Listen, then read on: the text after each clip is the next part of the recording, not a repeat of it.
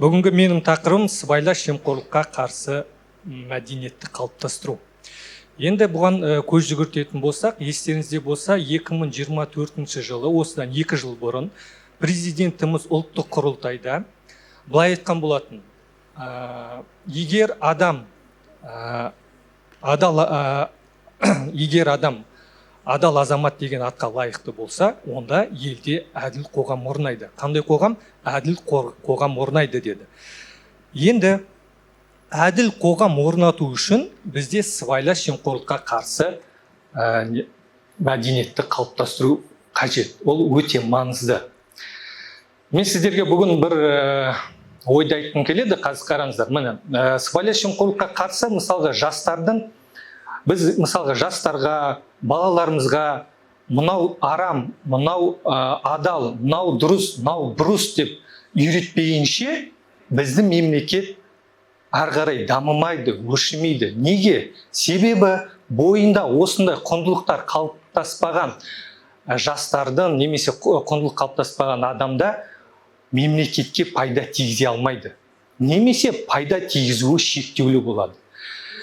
Енді қараңыздар, сыбайлас жемқорлыққа қарсы мысалға жастарда ең басты кілт ол жастардың санасына сыбайлас жемқорлыққа қарсы адалдықты, мәдениетті, одан кейін жауапкершілікті, әділдікті ойына сіңдіру. Бір қарағанда мысалға қазір бір қарапайым мысал болатын шығар, бірақ астарында бір мән жатыр. Мысалға қараңызшы, бір мемлекеттік қызметші, оған бір азамат өзінің бір мәселесімен жүгінеді. Мемлекеттік қызметші ол мәселені шешіп береді. Бірақ мемлекеттік қызметші қалай шешеді? Ол өз өкілеттілігін асыра пайдаланбай және заң талаптарын сақтай отырып шешіп береді. Енді азамат ондай шешім алғаннан кейін өзінің алғысын білдіргісі келеді. Алғыс ретінде мемлекеттік қызметшіге айтайық бір сыйақы ұсынады. Мемлекеттік қызметші басында не істейді? Бас тартады, бірақ кейіннен сол сыйды алады. Немесе былай айтайық, ол сол сыйдан бас тартады, одан кейін сол азамат дүкенге, магазинге бар бір қымбат заттар алуы мүмкін, немесе бір сертификаттар алуы мүмкін, қайтып келеді да сол мемлекеттік қызметшіге тапсырады. Яғни бұл пара емес, бұл тек қана алғыс айту, яғни ризашылықты білдіру деп түсіндіреді. Енді қарасаңыздар, бұл негізі адал еңбектің жемісі емес. Неліктен? Бұл негізі, бұл бойынша бізде елімізде заңда жауапкершілік көзделген.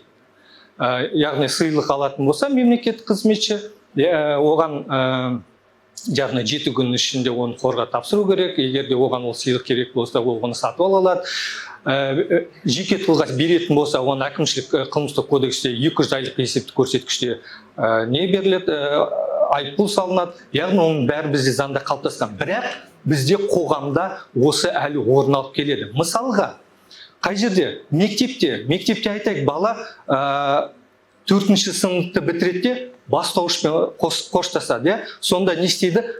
Ата-аналар жиналады да мұғалімге бір қымбат сыйлық алады. Немесе бала 11-ші сыныпты бітіреді, 11-ші сынып бітіргеннен кейін тағы да ақша жиналады да не істеледі? Қымбат сыйлық алынады. Сол сияқты мысалға бұл жерде енді дәрігерлер де бар, енді дәрігерлерге тимейді деп ойлаймын, бірақ қараңыздар, дәрігерлерге адамдар, халық енді жүгінгенде дәрігерлер бір ота жасайды, немесе бір емдік шаралар қабылдайды, соның алғысын білдіру ретінде халықтағы да не істейді? Өзінің ризашылығын білдіреді.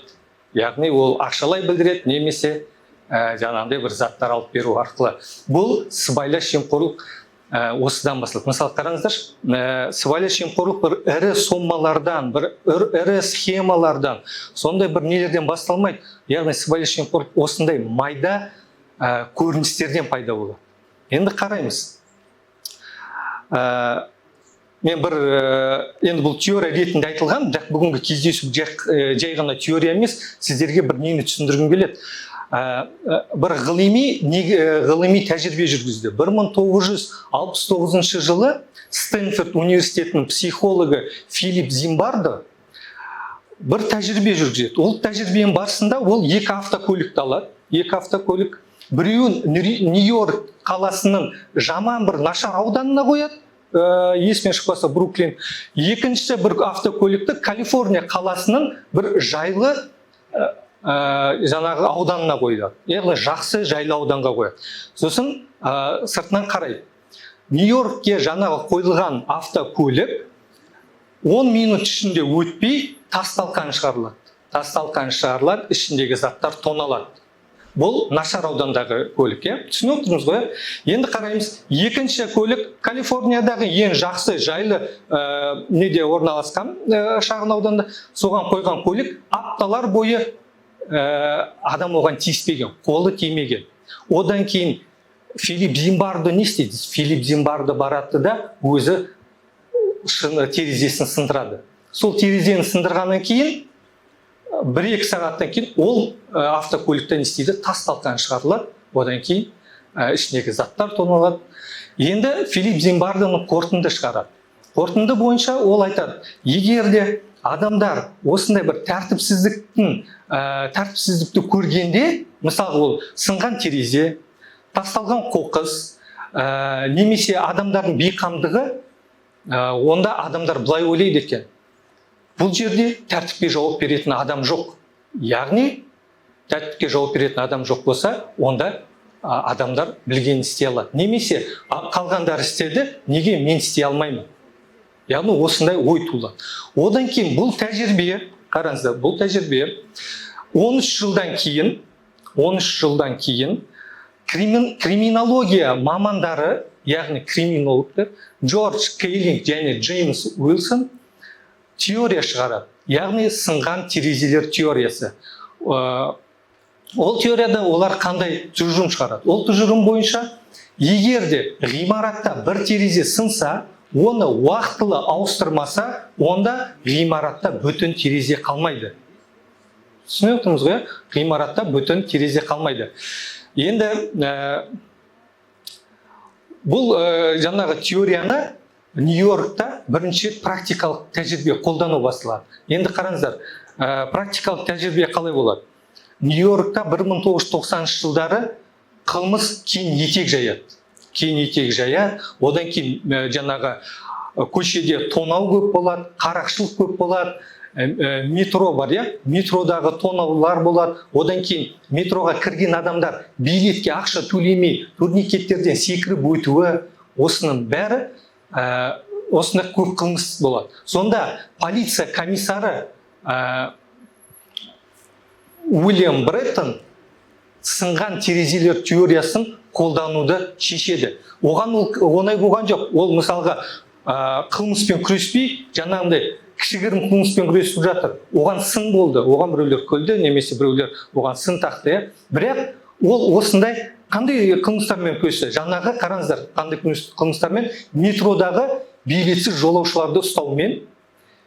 Екінші, ол граффити дейміз, білесіздер ғой, Америка құрама штатында граффити сол уақытта кең етек жайған, граффитимен күресті, одан кейін маскүнемдікпен және кішігірім құқық бұзушылықтармен күресті.